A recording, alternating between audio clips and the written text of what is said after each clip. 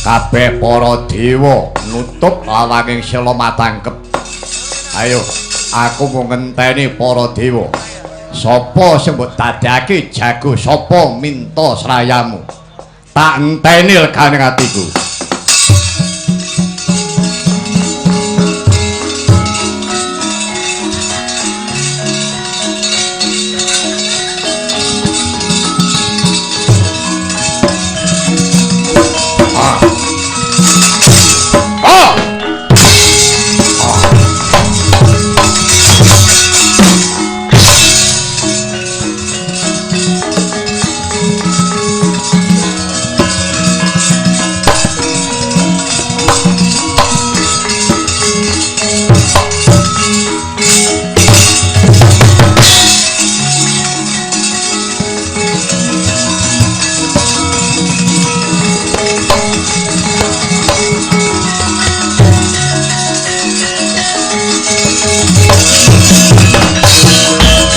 Sang Reksikane-ka putra kang anjok saking wiyati.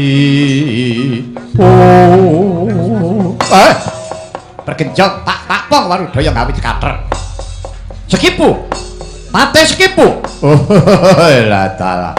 Apa bukulun Janjiman Bathara Narada. Kowe aja bungah-bungah, aja seneng-seneng. Supaya kowe bisa ngasorake para dewa. Dina iki dewa ngurung jago wiring kuning. Waspadakno. Iki jagoning dewa bocah sing lagi umur setahun. Arane Jabang Tetuka. Yen cilik kowe bisa ngasorake gedene iso mateni Jabang Tetuka iki. Diulungake Bathari Supraba. Minangka dadi jatuh kramane ratu Gustimu Prabu Kalaprajana. Ayo, iki cegah ana iki.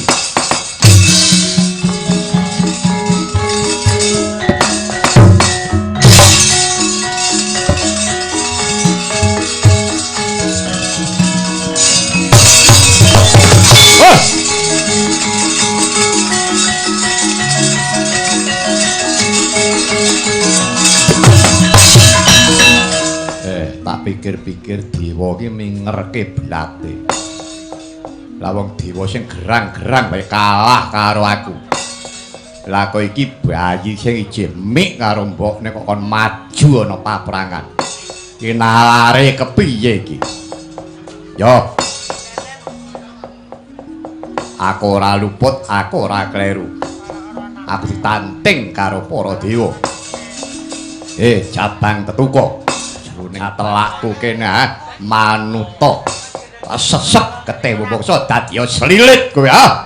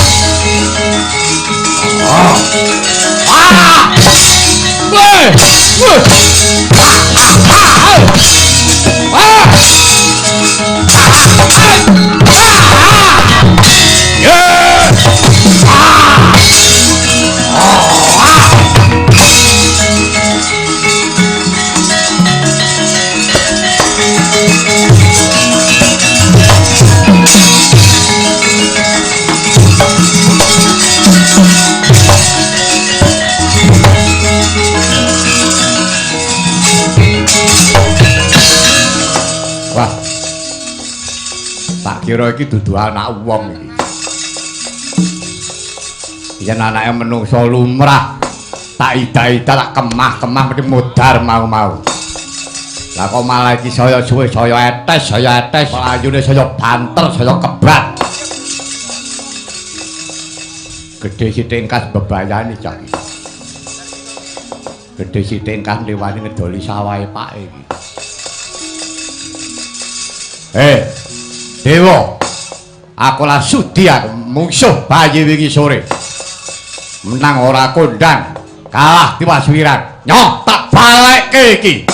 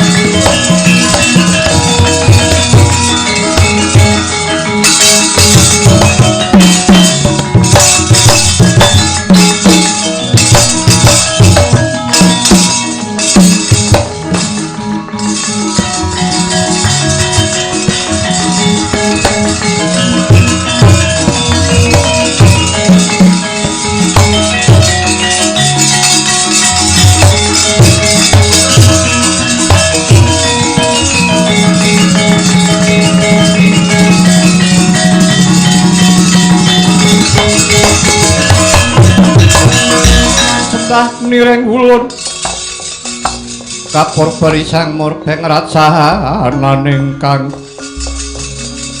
yan kanang sing tasih maweh buka sawehung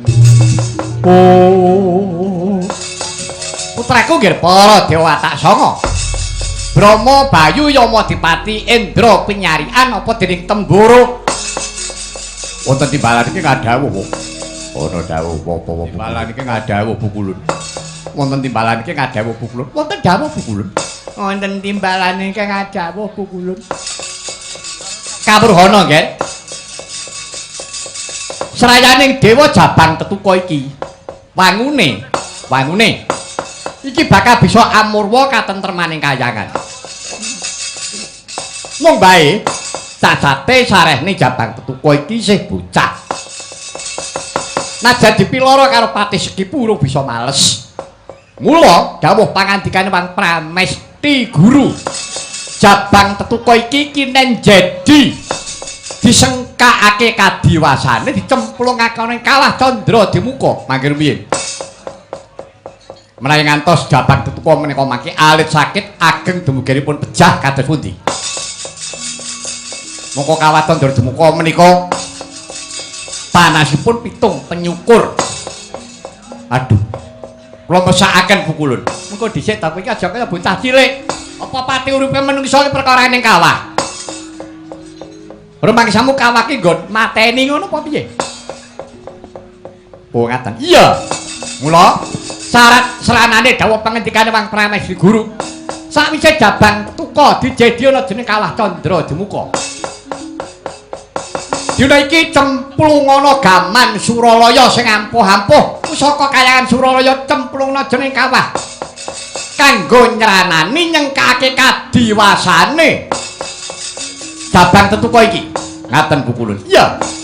Oh nggih, ngestaken dawuh paduka Guru. Wis, ayo tidake bareng-bareng.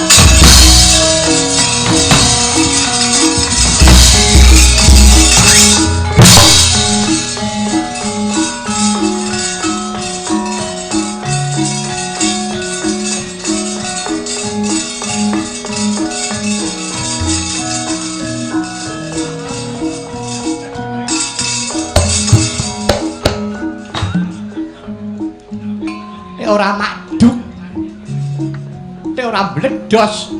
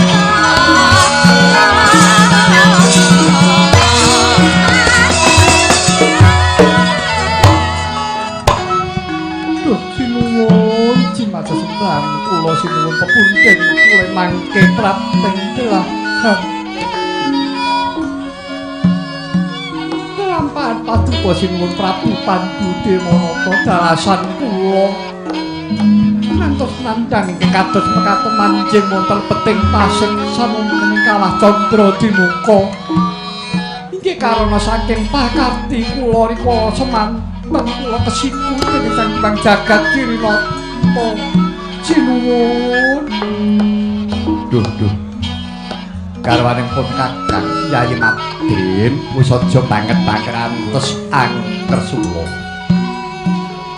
Lakon iku adine mung dilakoni. Aja ngeketut barang wis kamuli mundhak bebencer lah. Yayi Madyanto pun Kakang dalasan sira Yayi manjing ana jroning pasiksan ana jroning kawah Candra Dimuka yen to aku kelawan Kyat isih bisa nindakake dharma kanggo ngenteng-entengi sesanggaton ngurang-ngurangi kaluputan. Mula Yayi mengko yen to ana kahanan apa wae ingkang tumiba saka ing akasa wujud apa wae sira Yayi aja kaget tampanana kanthi ikhlas tulusing ati Yayi.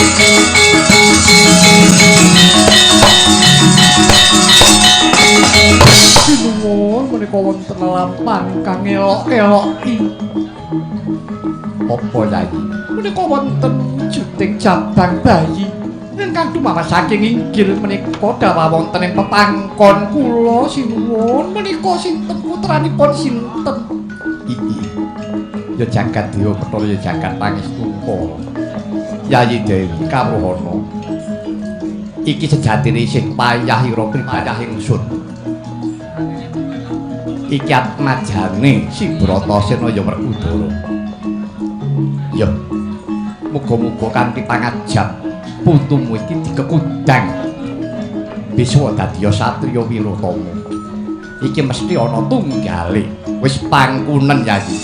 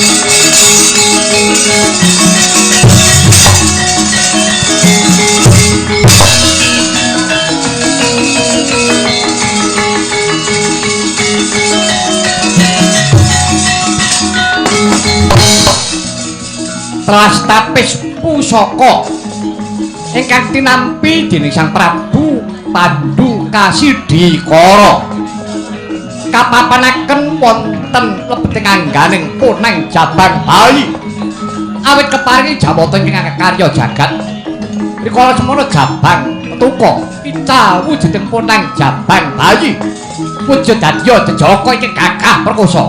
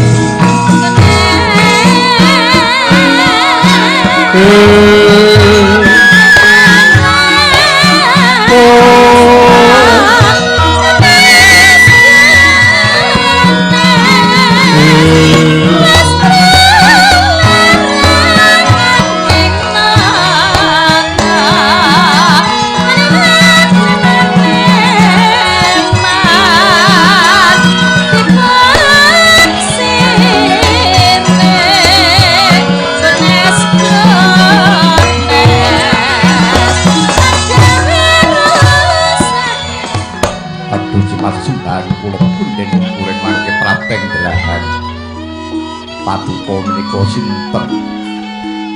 Aduh ta. Kados pundi menika sinuwun?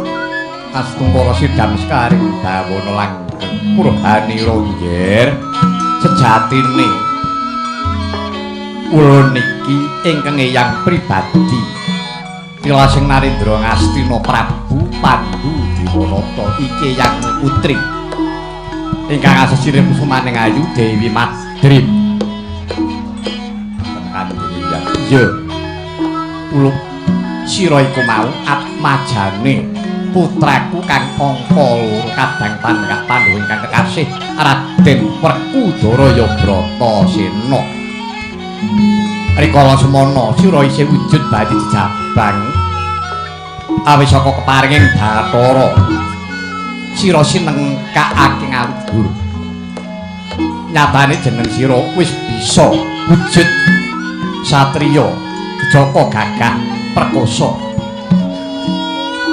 kejaba sira kasih Jabang Petuka dak paringi tetenger Raden Gatotkaca pinaringan tetenger Raden Gatotkaca ya tekse manunggaling landhep ingkang wis manuksma marang hangganira wis nggih Petuka ya Gatotkaca tutukna nggonmu nindakake dharma minangka dadi utusaning adil mangrurah satru murka peniyang ingkang mapan ana dene kalah candra dimuka lamun to sira bisa sabejaga kelawan ingkang Rama sira matura Rama kula saged pinanggih kaliyan Kanjeng Hyang Prabu Pandhu wonten beting kalah candra dimuka menawi Kanjeng Rama kemawon taksih nindakaken dharma Paduka Kanjeng Rama badhe menapa kowe matur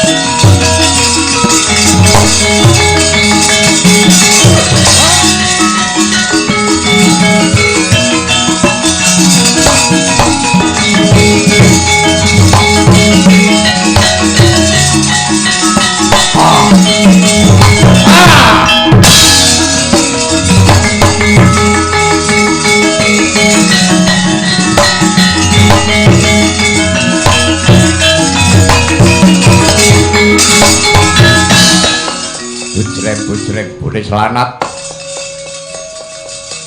samunduring ponang jabang bayi iki ning jejaka gagah perkoso sapa iki ah serayaning dewa kekasihku jabang ketuka ya Raden Gatotkaca wah radalah tuka ya Gatotkaca ya kowe patih Sekipu ora tedeng aling-aling